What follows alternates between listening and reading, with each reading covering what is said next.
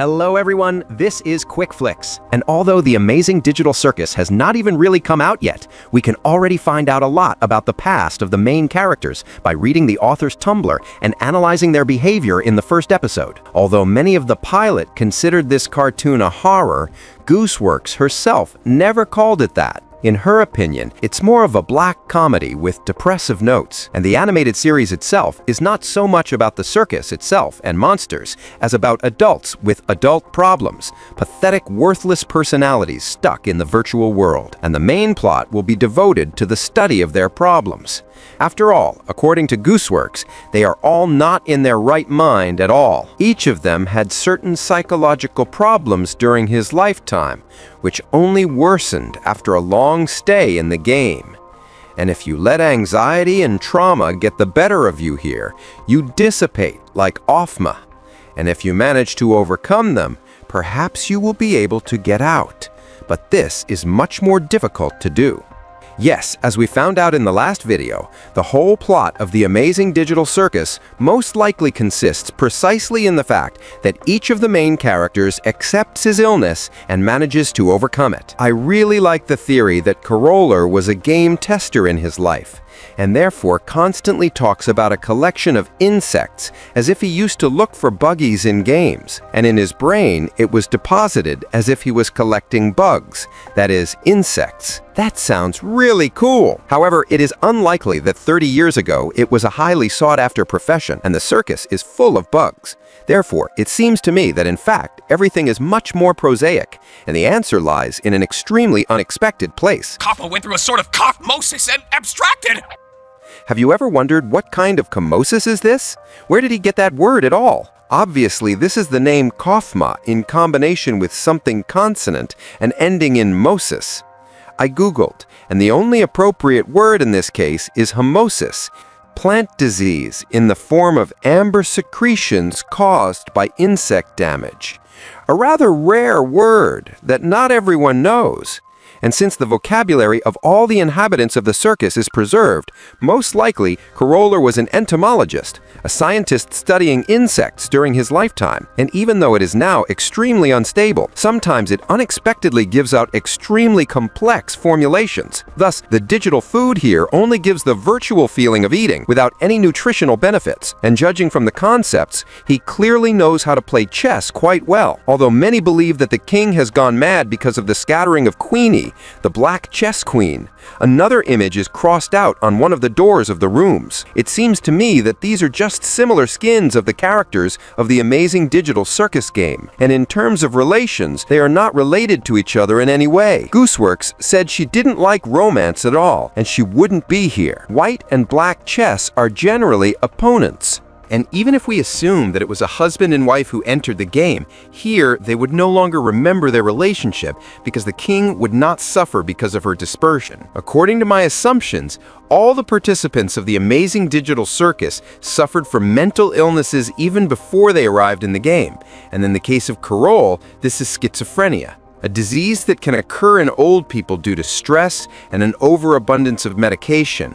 And the coroner is already 48. The reasons, of course, may be different, but it's hard to say for sure what he went through. With schizophrenia, it is especially difficult to live in the real world. Psychosis, hallucinations, persistent delusions, memory lapses. But apparently, his family hoped that in a game where all memories are lost, he would be able to find happiness. And to some extent, it probably is. Although the king is considered the most unstable character, however, with his schizophrenia, he is poorly aware of what is happening, and thanks to this, of all, he has the least chance of dissipating. That is why he managed to stay in the circus longer than the others. According to Gusworks, all the main characters, with the exception of Koroller, are created from her personal shortcomings, and with the help of the animated series, she works out her own problems in attempts to overcome inner demons, which is most clearly seen on the example of Zubl. Heroes who not only do not remember their name, but even their own gender, which is quite unusual even within the framework of Amazing Digital Circus, given that other characters do not have the same problem. Moreover, she still can't decide on her appearance, constantly changing parts of her bodies and adding new ones. She has a whole box of different parts in her house or room. However, these are not just the features of her skin or the consequences of being in the circus, but an identity crisis and gender dysphoria. If you didn't know, the creator of the animated series herself is transgender. That is, a man who has become a woman. She calls herself a cynical crank who she is, and Zubl is one of her favorite characters in the circus, and that Gusworks herself allows herself to be addressed in any way and does not mind if she is misgendered. And the same thing is stated about Zubl. Even he, even she, even they don't care. And even the avatar of the creator is the same triangular head with eyes, as well as Zubl, because Gusworks partly sees himself in it. Most likely, Zubl could not decide on her gender in her life. That is why he doesn't remember him in the game. And it's a pretty heavy burden. The very realization that the pool assigned to you at birth not coinciding with your gender identity causes incredible stress and constant discomfort.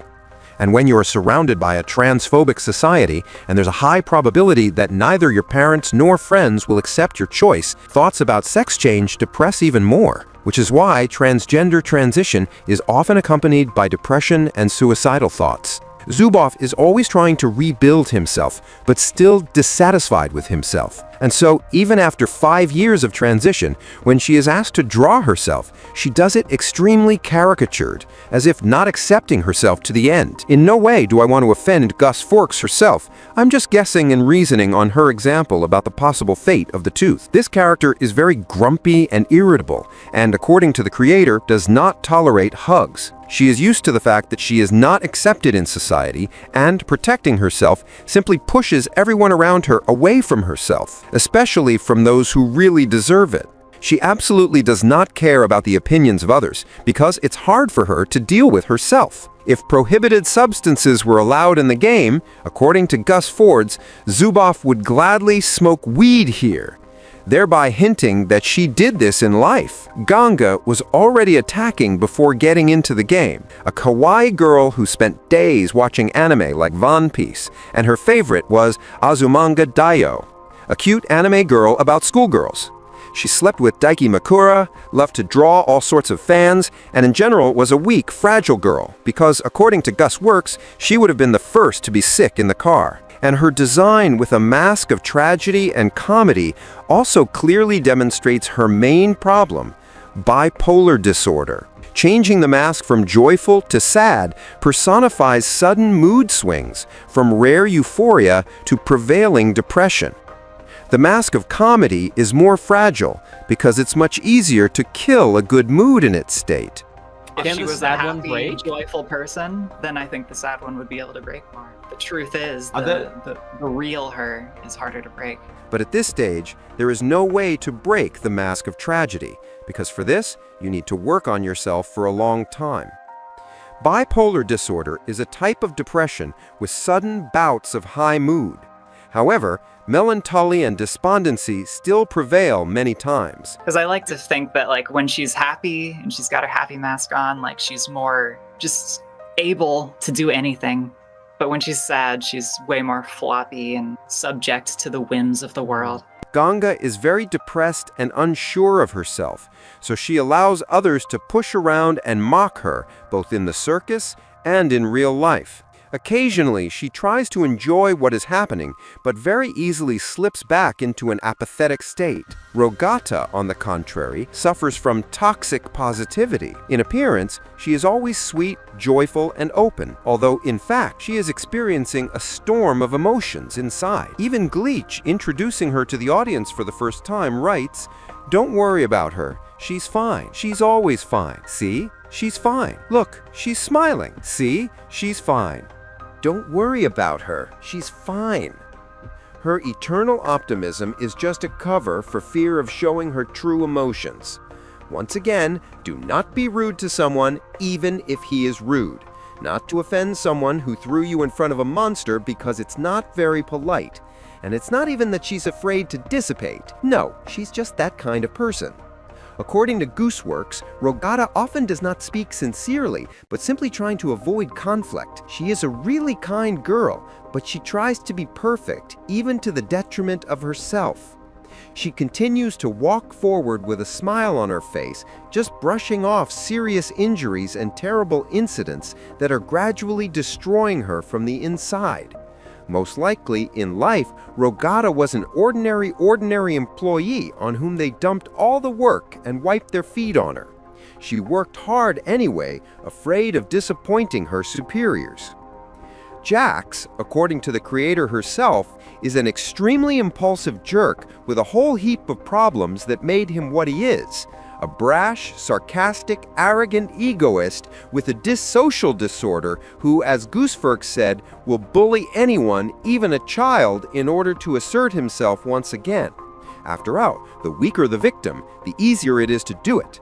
At the same time, if someone else pats him on the head as he does, Jax will get angry. Answering the question of which of the main characters is most likely to commit a crime, Gusworks firmly answers Jax and believes that he deserves to get into this digital purgatory the most. Therefore, I assume that in life, this rabbit was a petty thief who was ready to cheat an old lady, even take a lollipop from a baby. Most likely, he grew up in a poor neighborhood full of bandits, and therefore used to think exclusively about his own well-being.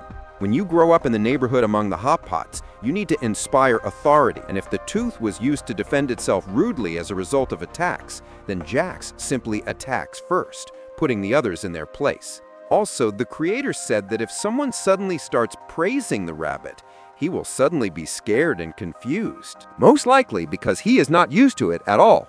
No one is Holio or Lelio. He is used to just surviving in this harsh world. Jax knows perfectly well that no one loves him, and therefore acts as he pleases, without worrying about the others. These are the laws of the streets.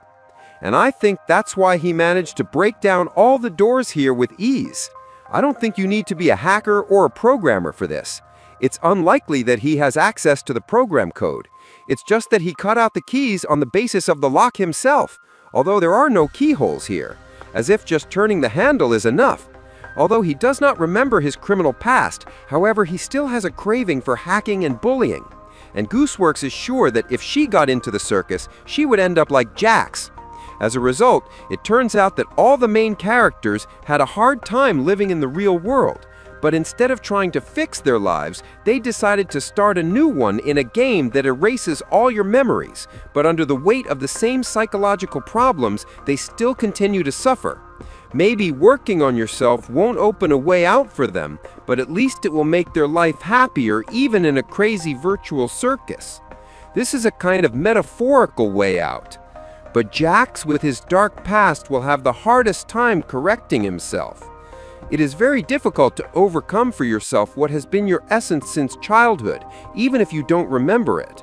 After all, it's necessary to fix what literally makes you you. To the question of whether anyone will die in the series, Gusworks answers very ambiguously, depending on what you mean by death, as if hinting that perhaps one of the main characters is still waiting for dispersion. And if that's the case, in this case I would bet on Jax, on the way to correction, unable to withstand the pressure under the weight of his own sins. That would be truly tragic. So throw off the videos to your friends, put likes, and be sure to subscribe to the channel. And Quick Flicks was with you. Thanks for watching, and bye!